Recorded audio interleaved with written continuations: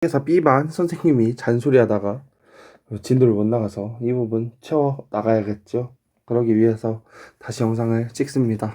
나 진짜 힘들게 산다. 그래도 선생님 수업 열심히 듣는 너희의 모습으로, 그 모습 때문에 선생님이 열심히 하는 것 같아요. 그리고 열심히 준비해야지 당연히. 세계사 1등급의 시작인데, 그치 얘들아? 1등급 꼭 맞자. 우리 한번 열심히 해보자. 이번 시간에는 하상주 춘추 전국시대 배울 거야. 볼게요. 중국사 하상주, 춘추전국 진한, 위진남북조 수당, 5대 십국 송원 명청이었지? 이거 순서 생각보다 중요하니까 우리 알아둡시다. 이거 쪽지시험 통과한 사람이 거의 없는 것 같던데 한두 명 빼고는 다 제 시험 봐야 되니까 한번 열심히 해봅시다. 하나라 이제 구체적으로 살펴볼게요. 하나라라고 하는 나라는 기록상의 왕조입니다. 청동기를 사용했다. 끝. 상나라. 상나라는 황허강 중류 유역에서 성장한 나라인데요. 기원전 1600년 물러대. 황허강 중류는 황허강이면 알면 좋을 것 같아요. 정치하면 이제 두 가지. 신정정치가 포인트입니다. 신정정치. 무슨 정치라고 얘들아? 무슨 정치? 신정정치. 신정정치라는 말은 잘 안 보이네요, 그죠? 신정정치 볼게요. 신정정치라는 말은 재정일치랑 똑같아. 과거에는 정치하는 사람이랑 종교하는 사람이랑 어땠을까? 옛날엔 똑같았어요. 정치의 지배자가 종교의 지배자야. 그리고 정치가 더 중요할까? 종교가 더 중요할까? 종교가 더 의미 있는 시절이었어요. 근데 이제 점점 종교가 컸다가 점점 정치가 크고 이제 분리되고 그런 모습을 보여주는 거지. 종교가 점점 산으로 가고 하는 모습이 동서양에서 다 나타나게 되는데요. 어쨌든 재정일치 사회입니다. 점을 쳐서 신의 뜻을 알고 국가의 일을 결정하는 것이 신정정치의 핵심입니다. 그러면 이 신의 뜻을 어떻게 알아? 정말 무당이? 정말 그 종교의 지배자가 신의 뜻을 알까? 그렇지 않을 것 같죠? 솔직히 말해서. 정말 신의 뜻을 알 수 있을까? 신의 뜻을? 신의 뜻을 아는 건 중요하지 않습니다. 정말 신의 뜻이 그러할까요? 아니죠. 해석하기 나름이죠.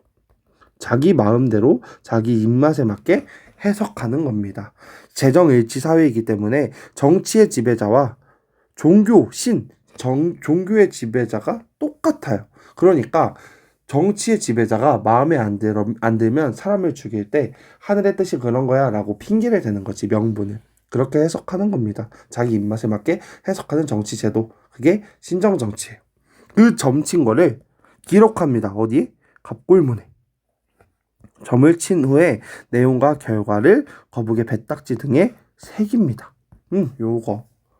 그리고 이때는 음력을 사용했고요. 순장을 합니다. 순장이라는 제도 알고 있나요, 혹시?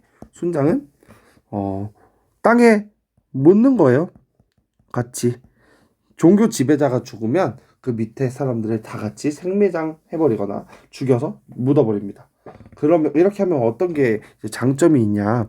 순장을 했을 때의 장점은 이제 령이 더 쓰는 거지. 지금 지배자들이 훨씬 더 위대했다라는 것을 알려주는 게 순장 제도지. 은허유적. 그러니까 상나라를 은나라라고도 표현하는데, 왜냐면 수도가 은허 지역이었거든. 수도가 은허이기 때문에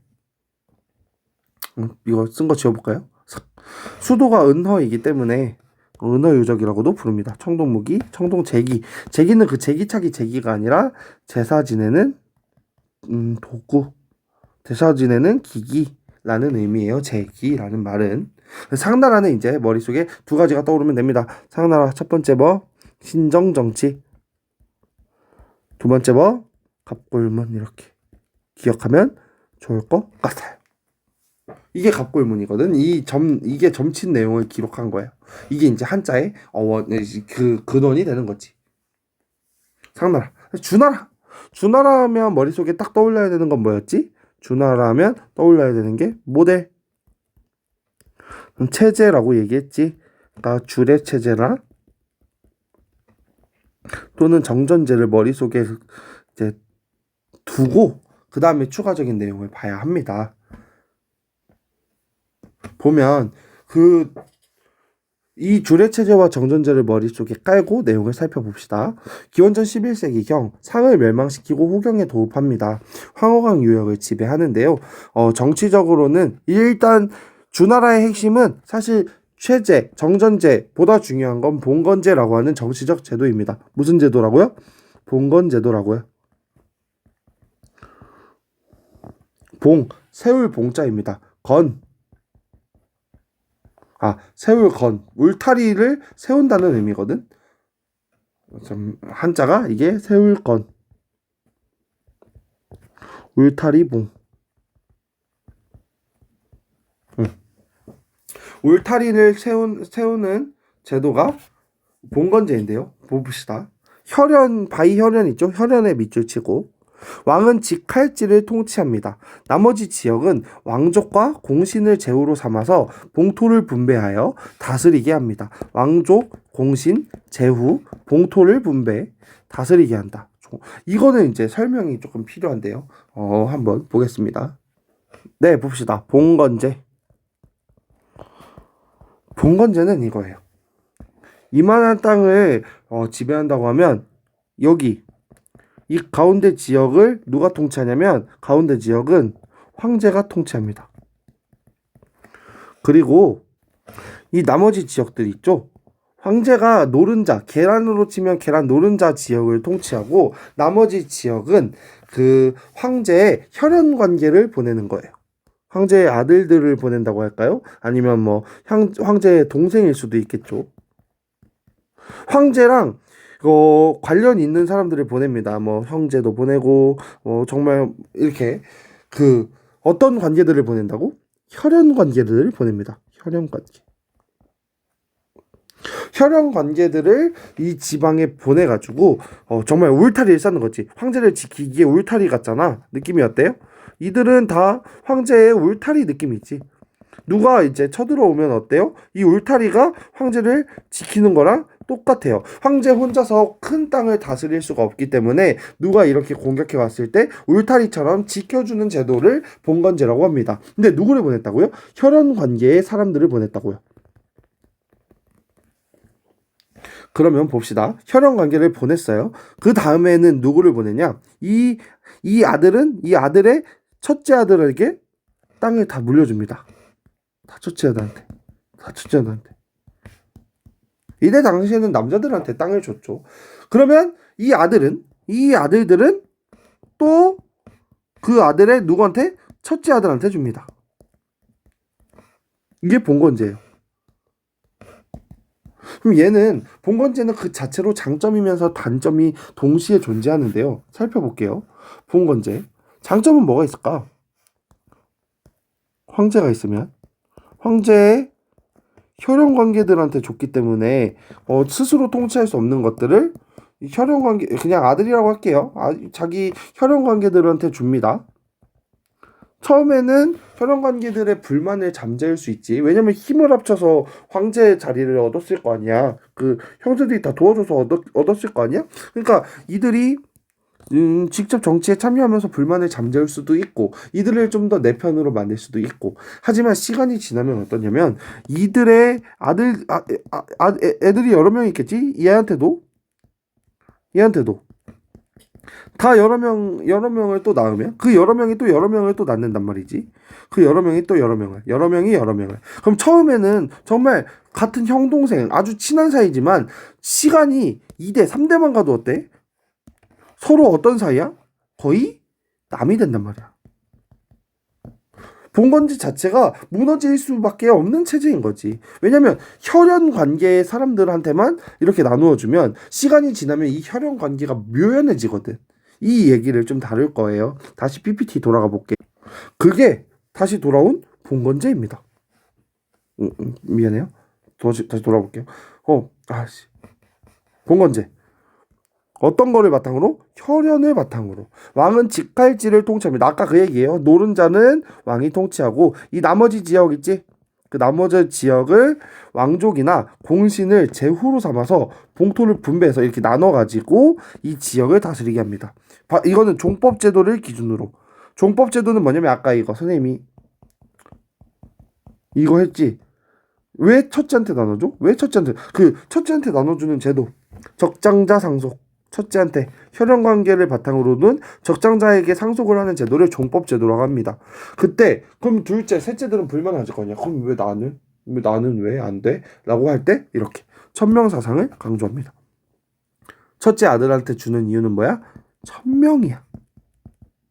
하늘의 명령이야. 하늘의 명령. 하늘이 첫째한테 주라고 해서 준 거야. 라고 얘기하는 거지. 그럼 설득이 될 거 아니야. 천명. 이 주나라 하면 이제 머릿속에 그 모델이라는 것과 함께 추가될 게 있어요. 바로 뭐야? 봉건제. 꼭 기억해야 됩니다. 한번 볼게요. 선생님이 이 필기한 거 지워보고 모두 치우기 됐습니다. 왕은 천자는 직할지를 통치하고 제후들을 삼는 거야. 이 제후는 어떤 관계야? 이 제후는 혈연 관계야. 혈연 관계에 제후를 세워서 통치하는 거지. 이게 봉건제고, 지금 나온 이거는 왕이 제후들한테 그 밑에 주고 이게 봉건제의 핵심 그림입니다. 한 번 더 지워서 요거. 이게 주나라의 수도, 주나라의 영토 범위인데요. 그냥 이 정도, 그냥 황허강 유역 정도였다 정도만 알고 넘어갑시다. 일단 넘어갈게요. 네, 이 지도는 이제 춘추 전국시대의 지도입니다. 춘추 전국시대. 춘추시대랑 전국시대로 나누어지는데 춘추시대 전국시대를 합쳐서 춘추 전국시대라고 합니다. 볼게요. 춘추 전국시대. 일단 머릿속에 딱 두 가지 떠올라야 돼. 춘추 전국시대 하면 떠올라야 되는 거. 첫 번째 뭐야? 춘추 전국시대 하면 첫 번째 철기. 두 번째 제자백가였지. 봅시다. 주왕실과 제후들 간의 혈연적 유대감이 시간이 지나면서 악화돼. 아까 이야기했지? 되게 묘연해진다고. 봉건제의 그냥 치명적인 단점이지. 그러면서 제후들이 강성해집니다. 기원전 8세기경 주는 견융이라고 하는 오랑캐의 침입으로 이 견융의 침입으로 호경, 시안에서 나급, 러양으로 수도를 천도합니다. 이걸 동주라고 하는데 몰라도 돼. 그리고 진이 통일할 때까지를 춘추 전국시대라고 합니다. 그냥 간단하죠. 춘추시대는 춘추 5패가 5개 춘추시대에 5개 잘 나가는 나라들이 있었어. 그 잘 나가는 나라들이 주 왕실을 받들고 오랑캐를 물리치고자 한다는 명분을 내세워서 세력을 확대하고 다른 제국을 통제합니다. 여러 명이 막 싸웠지만 잘 나가는 5명이 있었다 정도만 알면 됩니다. 중요하잖아요. 전국시대는 전국 칠홍이 약소 제후국을 병합하며 패권을 다투는 약육강식의 치열한 경쟁이 전개됩니다. 약육강식 동그라미 치고 전국 칠홍. 그냥 춘추시대는 5가지의 나라가 잘 나갔다. 전국시대는 7가지의 나라가 잘 나갔다. 끝. 이상도 이하도 없습니다. 춘추 전국시대는 핵심은 변화예요. 변화. 첫 번째, 봉건제에서 9년제로 변화하게 되는데요. 9년제는 이런 내용입니다. 황제는 중앙을 다스리고 이 주방은 봉건제에서는 어땠어? 제후를 보냈지. 여기서는 이제 왕의 신하를 보내는 거야. 왕의 신하를 보내면 어떤 일이 달라질까? 봉건제는 어때요? 봉건제는 왕의 신하가 아니라 혈연 관계이기 때문에 황제가 마음에 안 든다고 해서 마음대로 자를 수가 없어요. 근데 9년제는 마음대로 자를 수 있죠. 내 신하니까. 이 신하는 내 말에 충성할 거 아니야. 9년제. 더 중앙 집권화 되는 거지. 그리고 춘추 전국시대의 핵심은 뭐였지? 철기였지. 철기는 2가지지. 철제 무기, 철제 농기구. 철제는 항상 이렇게 2가지입니다. 세트예요. 무기와 농기구. 철제 무기가 발견되면서 어떻게 돼? 전쟁 양상이 변화합니다. 전쟁 규모가 커져요. 옛날엔 전차, 그냥 수레 사람들이 몇 명 타가지고 싸우는 그냥 간단한 전차전이었다면 전쟁의 규모가 굉장히 커집니다. 기병, 말 타는 군대, 그리고 보병. 그리고 무엇보다 중요한 건 철제 농기구예요. 철제 무기만 생각하는데 아닙니다. 철제 농기구. 청동기로는 땅을 피려고 하면 땅이 생각보다 딱딱해서 땅을 파기가 힘들어요. 근데 철제 농기구로는 땅을 파기가 훨씬 수월합니다. 그러면서 어떻게 돼? 토지 개간이 활발해져요. 토지 개간 활발 밑줄. 농업 생산량이 증가합니다. 더 깊이 가니까 더 영양분이 풍부해지니까 농업 생산량이 증가하고 토지의 사유화가 심해져요. 우경이 보급됩니다. 우경은 뭐냐면 소를 이용한 농사를 우경이라고 해요. 제철, 직물, 수공업, 상업 다 발달합니다. 뭐 때문에? 철제 농기구 때문에. 농업 생산량이 증가하니까 이거를 파는 거지. 제철, 철 만드는 작업, 직물일 등 수공업과 상업이 발달하면서 사회가 막 성장이 돼요. 도시 성장, 화폐 유통. 도전이라고 하는 화폐, 포전이라고 하는 화폐, 다양한 화폐들이 이제 보급됩니다. 나라가 정말 나라스러워지는 거지. 사회는 소농민 가족이 사회의 기초 단위로 정착하고 산업공상의 개념이 등장합니다. 그리고 이제 춘추전국은 하이라이트가 1. 철기 2. 제자백가였지? 제자백가 봅시다. 나라가 혼란한 이유가 뭐냐? 그 혼란한 이유는 이렇다. 그러면 이 나라를 해결하려면 통일하려면 어떻게 해야 되냐? 이렇게 해야 된다라고 다양한 사람들이 다양하게 주장합니다. 그게 제자 백가들이에요. 부국 강병을 추구하는 잘못 눌렀네요. 다시 볼게요. 부국 강병을 추구하는 제후국들이 능력 중심 밑줄 치고 인재를 등용하면서 사계층이 성장합니다. 사계층은 선비 사자예요. 선비가 성장하게 되고 다양한 사상가와 학파가 등장하면서 현실 정치 사상을 제시합니다. 육아는 이제 공자랑 맹자가 드러나는 게 육아인데요. 육아는 이렇게 얘기해요. 사회가 혼란한 이유는 인하고 예가 없어서, 사람들이 싸가지가 없어서 사회가 혼란한 거야. 그러니까 가족 윤리, 인, 예를 중심으로 도덕 정치를 주장합니다. 밑줄 치고 별표. 이 공자랑 맹자는 중국의 그냥 짱이지, 그냥 중국의 주류 사상으로 정착합니다. 내용 볼게요.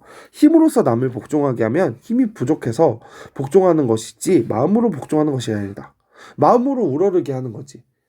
덕으로서 남을 복종하게 하면 마음으로부터 기뻐하며 진정으로 복종하게 된다. 그러니까 결국 다른 나라를 통일할 때 힘으로 짓누르려고 하지 말고 덕으로 존경하게 하면 통일할 수 있을 것이다 라고 얘기하는 게 육아입니다. 도가는 그렇지 않아요. 도가는 노자랑 장자가 대표적인 사상가여서 노장사상이라고도 합니다. 노자랑 장자는 뭐라 하냐? 사회가 혼란한 이유? 자꾸 뭔 지랄을 해서 인위적인 것을 해서 사회가 혼란하다고 봤어요. 그래서 let it be, 그냥 그대로 좀 둬라고 얘기합니다. 무위자연을 주장해요. 그냥 그대로 좀 둬, 그냥 그대로 좀 둬. 무위자연. 중국인의 자연관이랑 예술, 종교에 영향을 주는데요. 노자, 장자, 도가 사상은 이런 거야. 예를 들어서 내가 염색을 했어. 갈색깔. 처음엔 염색하면 이쁘지. 근데 시간이 지나면 검은 머리가 막 올라와요. 그럼 졸라 보기 싫어요. 밑에는 갈색, 위에는 검은 머리. 그럼 이게 짜증나서 또 염색을 하죠. 또 염색을 하면 어때? 머릿결이 상합니다. 머릿결이 상하면 또 머릿결이 좋아지는 또 샴푸를 쓰거나 또 새로운 걸 가요. 그다음에 또 시간이 지나면 또 염색을 해야 되죠. 그러니까 노자랑 장자는 이런 거야. 왜 지랄들을 하냐? 가만히 냅두면, 처음에 염색을 안 하고 그냥 냅뒀으면 그냥 물 흐르듯 지나가는 건데 왜 지랄들을 해서 왜 이렇게 혼란스럽게 하냐? 라고 얘기합니다. 아무것도 하지 마라. 무위자연. 아무것도 하지 마라. 자연 상태로 냅둬라 라고 얘기해요. 성인의 다스림은 마음을 비우고 배를 채우며 뜻을 약하게 하고 뼈를 강하게 한다. 언제나 백성들을 순진하게 두고 욕심을 버리게 하여 꾀가 있는 자들이 감히 행하지 못하게 해라. 무의로 행하면 다스려지지 않는 것이 없다. 아무것도 하지 말라는 거야. 아무것도 하지 않는 것이 진정한 통치다라고 얘기합니다. 되게 어려운 내용들인데요. 사실 선생님이 간략히 말하면 이 정도입니다. 묵가는 사회가 혼란한 이유는 차별하기 때문이야. 별애. 차별하는 사랑이거든. 별애라고 이야기합니다. 그래서 차별 없는 사랑, 겸해를 주장해요. 모두 다 사랑하는 아가페적 사랑. 모두 다 사랑해라. 검소한 생활을 강조합니다. 검소한 생활 강조. 내용 볼게요. 만약 사람들이 서로 사랑하도록 한다면 나라와 나라는 공격할 일이 없고 도둑이나 상해도 없어지며 군신, 부자 모두가 자비심과 공경심이 깊어질 것이다. 그러니까 뭔 소리냐면 사회가 혼란한 이유는 내 새끼들만 챙겨서야. 그러니까 남 새끼들도 다 똑같이 사랑하면 사회가 혼란스럽지 않을 것이다 라고 얘기합니다. 누가? 묵가 사람들이. 마지막 법과예요. 사회가 혼란한 이유? 상황이랑 한비자가 대표적인 사람인데요. 사회가 혼란한 이유? 강력한 법이 없어서. 그냥 야 다 필요 없어. 뭐? 가만히 냅둬? 가만히 냅두면 안 돼. 사람들이 그러면 더 자기 하고 싶은 대로 해. 그러면 막 싸가지가 회복돼도 사회는 혼란해. 막 차별 없는 사랑? 무슨 차별 없는 사랑이야. 그래도 혼란해. 그냥 법대로 해. 잘하면 상을 주고 못하면 벌을 주는 거. 신상필벌. 핵심 내용입니다. 신상필벌. 잘하면 상을 주고 못하면 벌 주는 게 그냥 법과 사상의 핵심이에요. 군주의 권위를 존중합니다. 군주가 멍청해도 좋아. 군주는 군주니까 그냥 그 권위만 있으면 돼. 법률에 따른 엄격한 통치를 주장해요. 그냥 뭐 잘못하면 그냥 도둑질하면 손모가지 자르는 거야. 성폭력하면 고추 자르는 거야. 그냥 이렇게 엄격한 통치를 주장하는 게 법과 사상입니다. 임목득신이라고 하는 사자성어가 있는데요. 임목득신, 믿을신 이렇게. 이거는 찾아보는 게 숙제입니다. 밴드 댓글로 다세요. 밴드 댓글로 임목득신에 나오는 그 일화를 간단히 정리하거나 임목득신의 뜻을 쓰면 오늘 출석으로 인정하겠습니다. 임목득신 이 정도는 알아야지. 명철한 군주는 묻 신하가 법을 벗어날 공리를 못하게 하고 법대로 하게 하는 거지. 법의 적용에 온정을 기다지 못하게 하며 봐주는 거 없다는 거지. 모든 행동은 법에 따르지 않는 것이 없게 한다. 그냥 법대로 하면 된다. 훔치면 손모가지 자르고 뭐 잘못하면 그냥 눈에는 눈 이에는 이 그런 강력한 법을 추구하는 게 법가들입니다. 춘추전국시대 내용이 좀 많았지만 핵심은 제자백가랑 철기예요. 그냥 이 두 가지만 간단히 정리하면 됩니다. 이 사상가들의 특징은 정리를 해두어야 할 것 같아요. 제자백가, 사상가들 정리는 하나 해두면 좋을 것 같아요. 네, 다음 시간에는 진한시대 배워보도록 할게요. 어땠니? 선생님 수업이 낫니? EBS가 낫니? 선생님이 좋다. 아니다. EBS가 좋다. 의견 좀 나눠주세요. 선생님 솔직히 EBS 올리는 게 선생님 편해요. 여러분이 더 잘 들을 수 있다? EBS 들으면 윈윈이지. 선생님은 그거 관련해서 시험 문제만 내면 되니까. 근데 아니에요. 선생님이 그냥 이렇게 만들어주는 게 더 잘 들어와요. 라고 이야기할 수도 있죠. 그러면 네, 선생님 만들어 드리겠습니다. 의견은 언제든 잘 받아줄게요. 오늘 수업 여기까지 하겠습니다. 좋아요. 뿅.